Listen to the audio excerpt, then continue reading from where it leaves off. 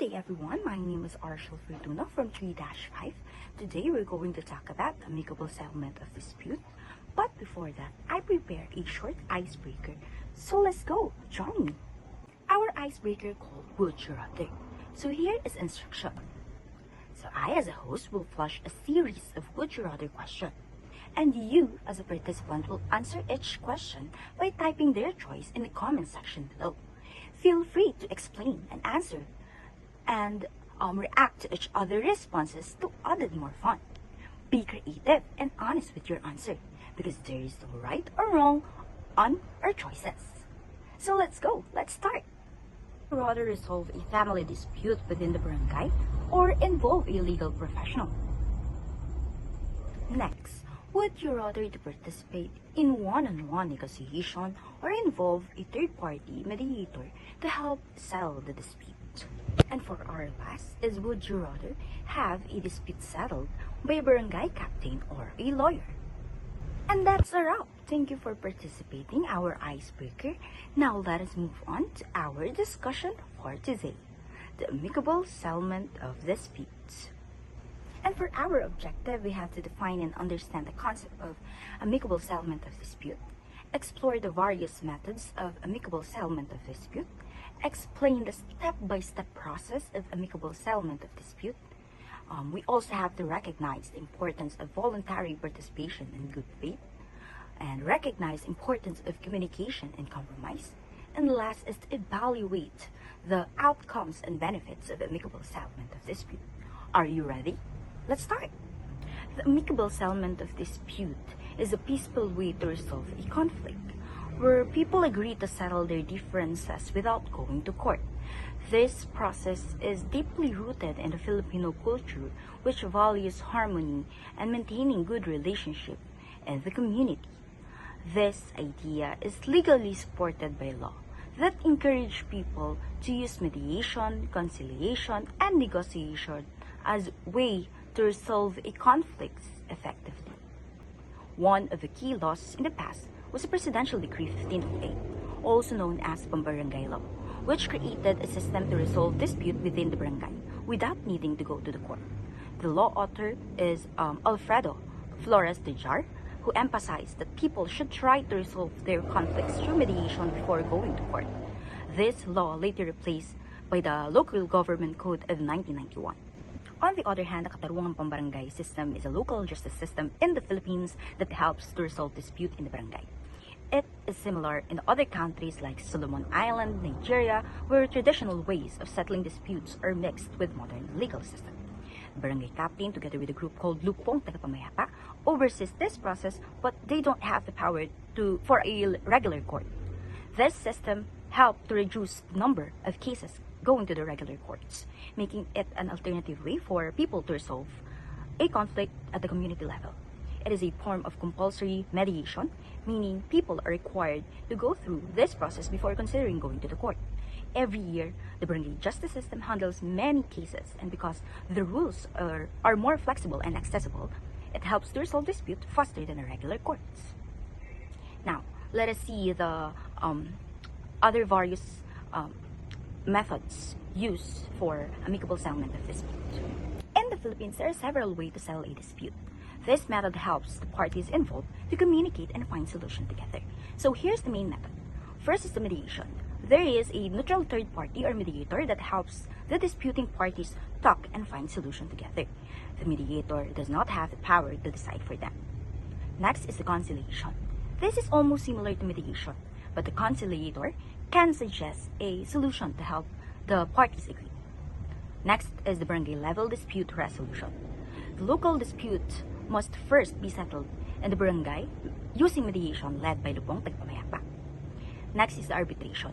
There is a neutral third party or arbitrator that listens to the both sides and make a binding decision for more complex disputes. Last is the negotiation.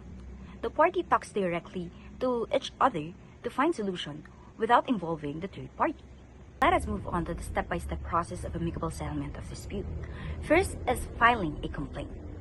The person with a complaint submit it to the Lupong Tagapamayapa, and then the complaint explain the problem and what the person wants as a solution. Then the barangay captain informs both parties about a scheduled mediation meeting. Next is scheduling a mediation hearing. A hearing is set where both parties are invited to present their sides, often bringing witness and evidence. If no agreement is reached, after 15 days, a formal process involving the pangkat is started.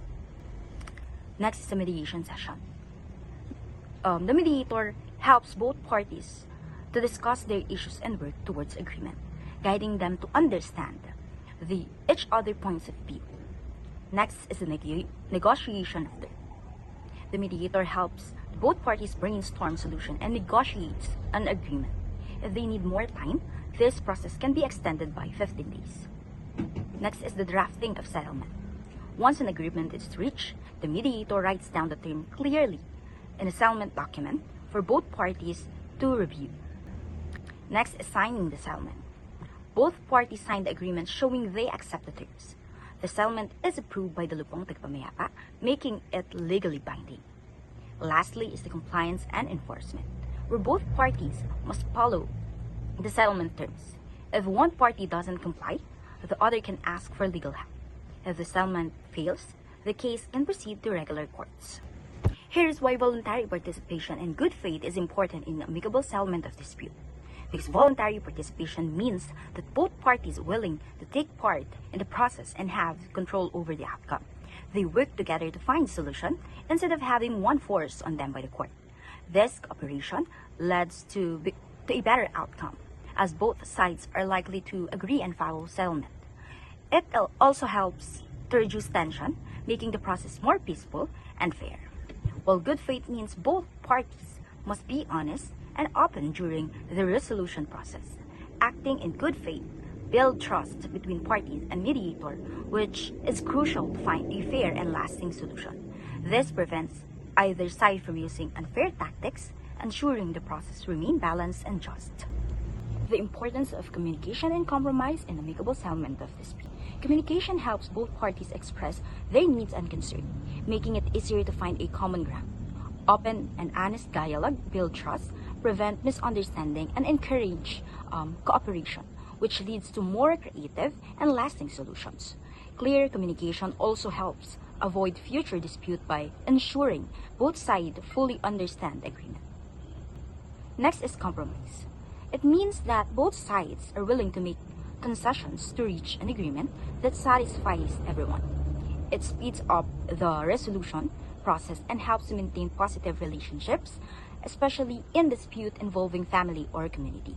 By compromising, parties avoid the need for court cases and making process faster and less confrontational. Here are the outcomes and benefits of amicable settlement of dispute. First is the quick resolution. Amicable settlement of dispute help to resolve conflict faster than going to court, saving time and resources. Next is there is a written agreement. Settlements are documented in a formal agreement, providing a clear terms for compliance. Since both parties contributed to the agreement, they are more likely to adhere to it. Next is it improves the relationship.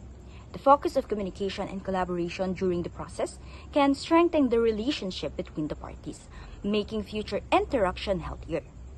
Next is this is cost effective. Amicable settlement of dispute is generally cheaper than litigation, as it reduces legal fees and other costs associated with lengthy court battles. Next is there is a privacy. The process is usually confidential, protecting the reputation of the parties involved and allowing sensitive matter to be discussed without public scrutiny. Next, there is a flexibility. Settlement can be tailored to meet the specific needs of the parties, leading to more creative and satisfactory solution. Next is there is an empowerment. Participants have a voice in the resolution process, enhancing their sense of control over the outcome. Next is it reduces the burden on courts. By resolving disputes amicably, the judicial system experiences less strain, helping to clear backlogs of cases and improve efficiency. And overall, amicable settlement of dispute promotes a harmonious community while making the legal system more efficient and accessible. Ako na pong tanong is, ano po yung ginagawa niyo po proseso sa pagdating po sa pag-areglo ng mga alitan na dinadala po sa ating barangay? Bali, pagka meron pong nagkaroon ng problema o alitan, ang unang proseso po niyan ay dadaan po muna ay sa punong barangay for mediation. Bibigyan sila ng pagkakataong pag-usapin at susubukang pagkasunduin. Pag hindi po sila nagkasundo, ay doon po natin sila ipapasa sa lupong tagapamaya. So, gaano po kahalaga yung pagkakaroon po natin ng mediator o yung tagapamagitan po? Siyempre, talagang napaka-importante ng mediation kasi imbes na pahabain pa natin kung kaya namang pag-usapin at kaya pag-ayusin, sa barangay level pa lang maayos na natin, hindi na makakit pa sa taas ito kung sa mga korte. Paano niyo po hinahandle yung mga kabarangay po natin na hindi po nakikipag-cooperate? Kapag hindi sila nakikipag-cooperate, ay nire-remind natin sila na kapag hindi sila nakikipag-cooperate, ay pwede sila mabigyan ng endorsement or certificate to file action. Ibig sabihin po noon, ng certificate to file action ay may aakyat sa korte ang kanilang kaso. Kaya pag sinasabi namin ka minsan na-alarma sila at nakikipag-cooperate din. Para po sa inyo, gaano po kahalaga yung pagkakaroon po ng maayos na komunikasyon tsaka po pagko-compromise po ng dalawang kampong nag-aareglo? Siyempre, ang susi naman talaga sa pagkakasundo ay ang pag-uusap ng maayos at may nakon. So pagka ganyan, hindi muna namin ini-schedule ng ASAP kasi pag nag-usap sila noon, malamang mainit pa ang kanilang mga ulo at gusto nilang namin. Kaya sinisigurado namin pag nag-usap sila, yung hindi na sila mainit parehas. Para nasa gayon, makapag-usap sila ng maayos. So, ano po sa tingin niyo yung benefits na pagkakaroon po natin ng ganito? Sali po na dalhin po natin yung kaso sa korte. Syempre po, at least kung maayos natin sa barangay, wala na silang abala at problema. Kasi kung amin pa po sa korte yan, talaga pong malaking abala at problema. Bukod pa doon, may gastos na talagang baka hindi po kayanin ng ibang ordinaryong mamamayan natin. Gaya niya, pag may acceptance po yung abogado, hindi naman din sa atin na medyo malaki, mga 50,000, depende po sa abogado. Tapos, magkakaroon pa ng hearing, atin ka pa ng hearing. Malaking abala po. Yun po, para po sa panghuling tanong po, ano po yung maaari nyo ibigay na rin para mas lalo po natin mapaganda po yung proseso namin? Yun, ganoon din po, pag mayroon pong problema, kinukuha po yung side ng magkapon ng panig. Bali, bibigyan muna natin pagkakataon na magsalita mo ng panig o yung nagre-reklamo, kung ano yung kanyang side, yung version niya, at pinapag-usapan natin ng pangalawang panig. Huwag muna magsalita kasi hindi sila makakatulong para sa pag-uusap nila na maayos. Ngayon, pag natapos na itong magsalita ng panig, ay bibigyan mo natin pagkakataon ng pangalawang panig o yung nagre-reklamo, masabihin naman ang kanyang depensa o ang side niya. Nang sa gayon, pag narinig natin ang kanilang panig, matitimbang po natin kung ano po ang tama o nararapat natin gawin para mapag-ayos natin. Thank you po. Maraming salamat. In conclusion, amicable settlement of dispute is a vital part of resolving conflicts that emphasizes harmony, cooperation, and efficiency. Grounded in Filipino culture and supported by laws, the Katarungan Pambarangay Law. Amicable settlement dispute includes methods such as mediation, conciliation, arbitration, and barangay-level dispute resolution. These approaches focus on voluntary participation, good faith, communication, and compromise, helping parties find mutually agreeable solutions. The key outcomes of amicable settlements dispute are quicker and more cost-effective that lead to better compliance and improve the relationship between parties. It empowers individuals to manage their disputes, offer privacy, and allows for customized agreement that meets specific needs. Additionally, amicable settlement disputes promotes community cohesion by preventing future disputes and maintaining positive relationships, while also reducing the burden on court system. Overall, the success of amicable settlement highlights the importance of open communication, trust, and compromise, which contribute to long-term and stability in the community.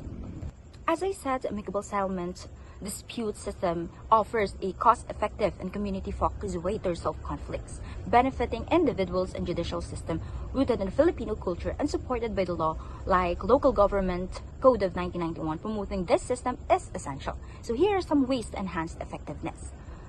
First is to increase the public awareness and education. We can organize community seminars to inform people about the benefits of amicable settlement methods, especially mediation and conciliation, and role of barangay justice system. Next is the capacity building of barangay official. Provide ongoing training for barangay captains and Lupong Tagapamayapa members to improve their skills in mediation and conciliation, ensuring fair and efficient dispute resolution. Next is to encourage the voluntary participation. Promote the advantage of voluntary participation, such as cost saving, quicker resolution, privacy, and better relationship through public awareness campaign. Next is to strengthen communication and compromise skill. Highlight the importance of effective communication and compromise during conflict resolution, encouraging good faith approaches that foster collaboration. Last is to incentivize compliance and enforcement. Create systems that encourage adherence to amicable settlement agreement by educating the public about enforcement options and offering incentives for compliance. And by enhancing the skills of barangay leaders, encouraging voluntary participation, and improving communication, the amicable settlement process can play the vital role in maintaining community harmony and reducing workload in the Philippine legal system. Communication is a lifeline of relationship, according to Elizabeth Bogart. It emphasized that open and honest dialogue is essential for understanding and resolving issues.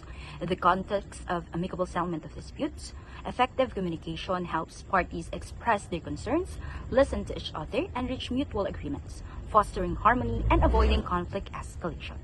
Here are the reference I use. Feel free to check it and learn more. And that's the end of my discussion. I hope that you learned something from me. Thank you for listening.